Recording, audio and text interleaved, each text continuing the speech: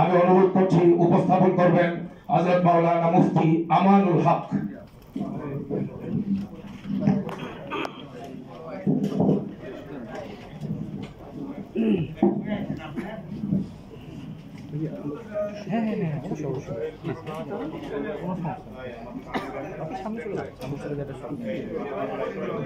নাহমাদুহু ওয়া নুসাল্লি আলা রাসূলিহিল কারীম।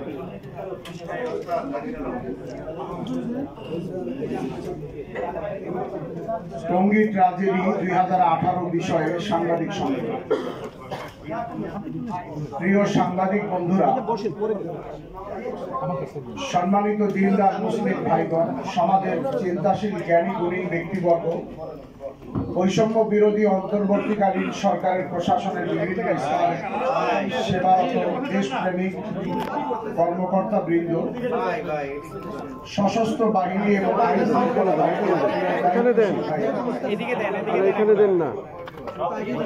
আসসালামু আলাইকুম ওয়া রাহমাতুল্লাহি ওয়া বারাকাতুহু। আজ 1 ডিসেম্বর 2024 খ্রিস্টাব্দ। টঙ্গী ট্র্যাজেডির 6ষ্ঠ বর্ষ চলছে।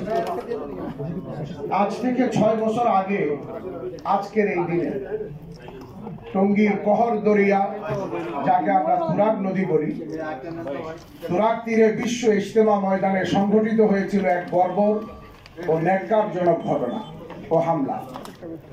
তৎকালীন ক্ষমতাসীন ফ্যাসিবাদী আওয়ামী সরকারের প্রত্যক্ষ সহযোগিতায় ভারতের মাওলানা সাদ সাহেবের অনুসারী পথভ্রষ্ট সাদপন্থীদের আক্রমণে রক্তাক্ত হয়ে উঠেছিল বিশ্ব ইজতেমা ময়দান। প্রকৃত প্রস্তাবে 2018 সালের 1 ডিসেম্বরে কি হয়েছিল?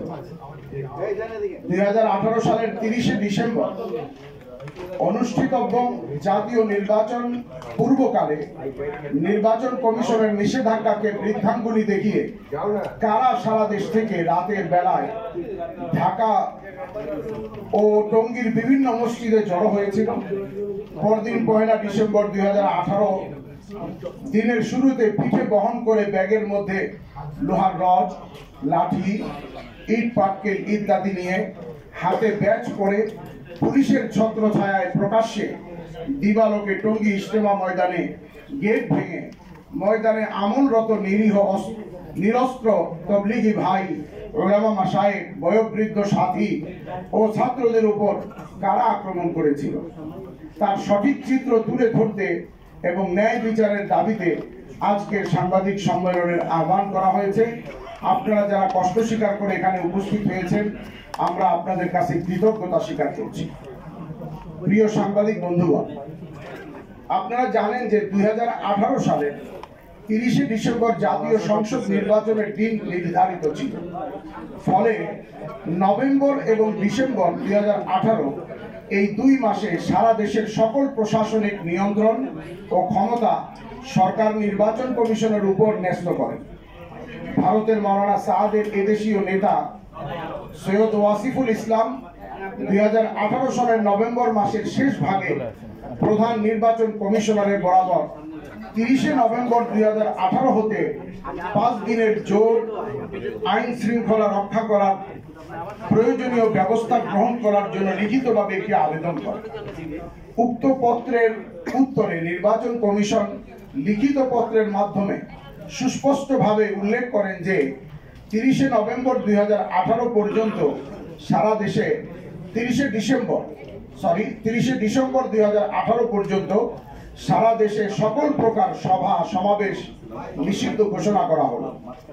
নির্বাচন কমিশনের উক্ত নিষেধাজ্ঞার লঙ্ঘন করে 30 নভেম্বর 2018 সন্ধ্যা হতে সারা দেশ হতে অগণিত সাদপন্থী সন্ত্রাসীরা টঙ্গী ইজতেমা ময়দানে শুরাই নিজাম তথা ওলামা ইকরামের তত্ত্বাবধানে পরিচালিত তাবলিগি ভাইগণের উপর সন্ত্রাসী আক্রমণ করার উদ্দেশ্যে টঙ্গী ইজতেমা ময়দানের চতুর্দিকে বেআইনিভাবে সমবেত হতে থাকে।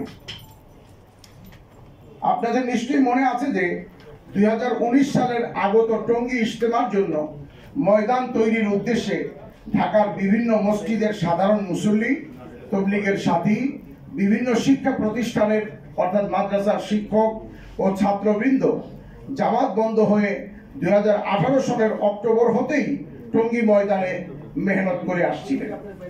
এমত অবস্থায় টঙ্গী ইজতেমা ময়দান শুরাই নিজামের সাথীদের নিকট হতে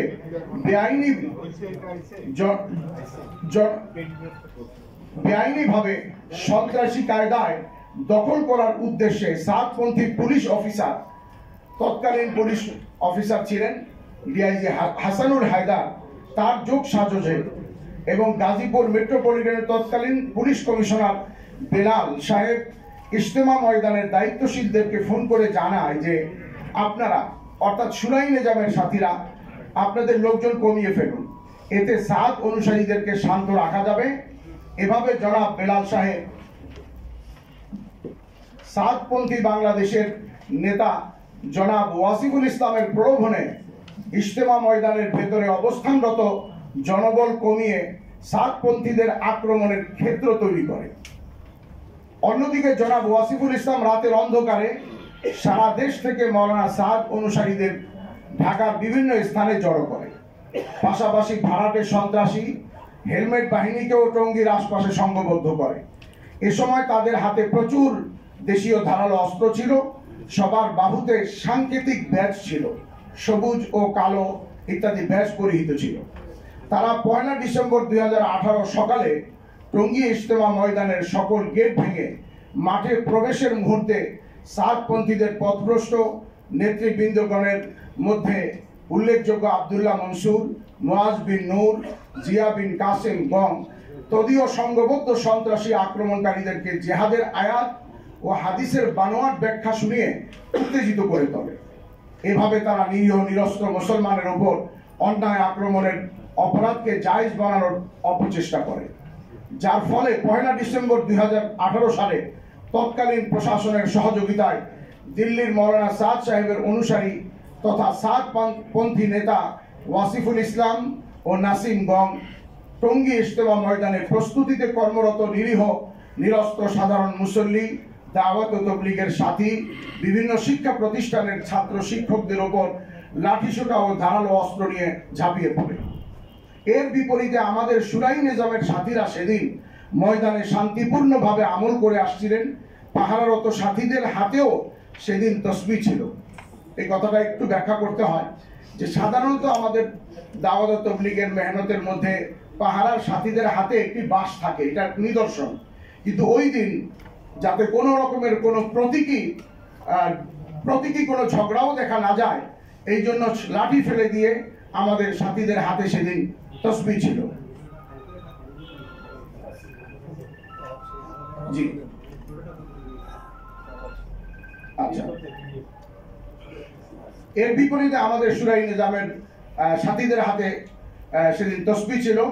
তারা ছিলেন নামাজ, কোরআন তেলাওয়াত ও তসবিহ তাহলিলে নিমগ্ন। এমত অবস্থায় তাদের ওপর সাতপন্থীরা বাহির থেকে এসে ময়দানের পূর্ব পাশের বাটা গেট ভেঙে ঢুকে পড়ে, যা ভিডিও চিত্রে স্পষ্ট আপনারা দেখতে পাবেন। দেশীয় অস্ত্রশস্ত্র, লাঠিসোঁটা ও লোহার রড সহ নিরীহ সাথীদের ওপর ঝাঁপিয়ে পড়ে। সেদিন সাতপন্থীদের নৃশংস আক্রমণে আমাদের অন্তত 5000 নিরস্ত্র সাধারণ মুসল্লি, তবলিগের সাথী, বিভিন্ন শিক্ষা প্রতিষ্ঠানের ছাত্র শিক্ষক মারাত্মকভাবে আহত হয়েছিলেন, যার মধ্যে একজন ময়দানেই মৃত্যুবরণ করেন। অনেকে বিভিন্ন অঙ্গ হারিয়ে পঙ্গু হয়েছেন।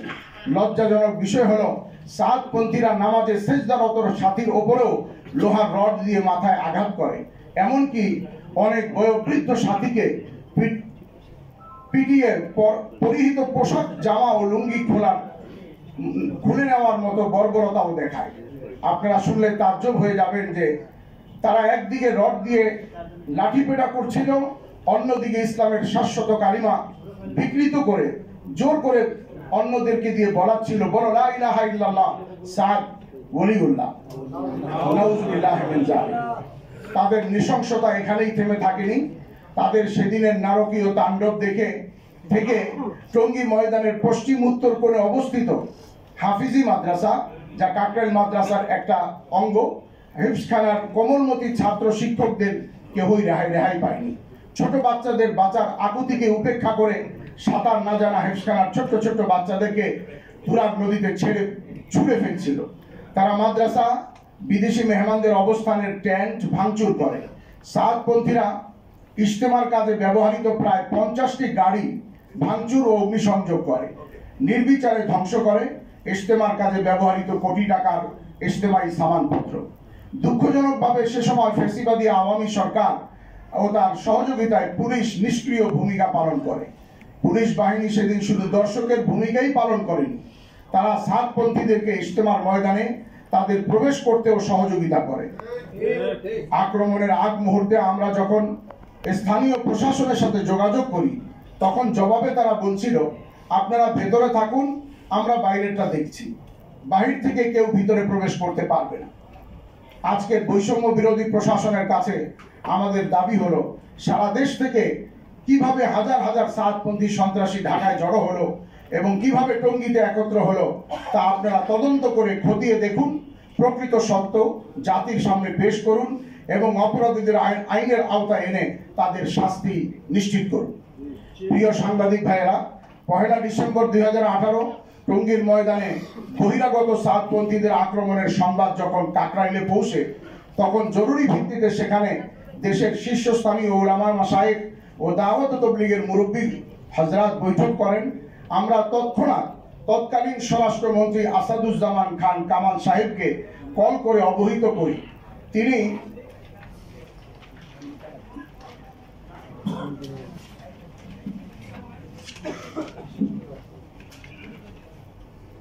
আমাদের দেয়া তথ্য নাকচ করে তিনি বলেন যে ময়দান শান্ত আছে, সেখানে কোনো আক্রমণের ঘটনা ঘটেনি, অথচ ততক্ষণে আমাদের হাজার হাজার সাথী হতাহত হয়েছে।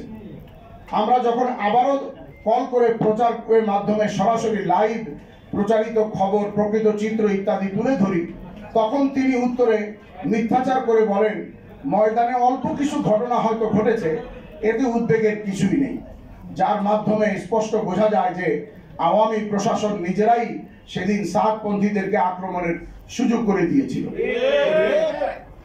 ময়দানে হামলার বিষয়টি গাজীপুর সিটি কর্পোরেশনের তৎকালীন মেয়র জাহাঙ্গীর সাহেবকে অবহিত করা হলে তিনি স্বীকার করেন যে তিনি সাতপন্থীদেরকে 1 ডিসেম্বর ময়দানে প্রবেশ করার ব্যাপারে সহযোগিতা করেছিলেন, যা ছিল তার সম্পূর্ণ বেআইনি হস্তক্ষেপ। পরদিন 2 ডিসেম্বর রোববার শীর্ষ ওলামা মাশায়েখ ও কাকরাইল মসজিদের শুরার মুরব্বী হযরতদের সংবাদ সম্মেলন করে টঙ্গীর ন্যাক্কারজনক হামলার জড়িতদের দৃষ্টান্তমূলক বিচারের দাবি জানানো হয়। কিন্তু দুঃখজনক বাস্তবতা হলো, ফ্যাসিস্ট আওয়ামী সরকার বারবার মিথ্যা আশ্বাস দিয়েও কোনো ধরনের আইনি পদক্ষেপ নেয়নি, যার ফলে স্পষ্টত বোঝা যায় যে টঙ্গী হামলার ঘটনার সাথে আওয়ামী সরকার প্রত্যক্ষভাবে জড়িত।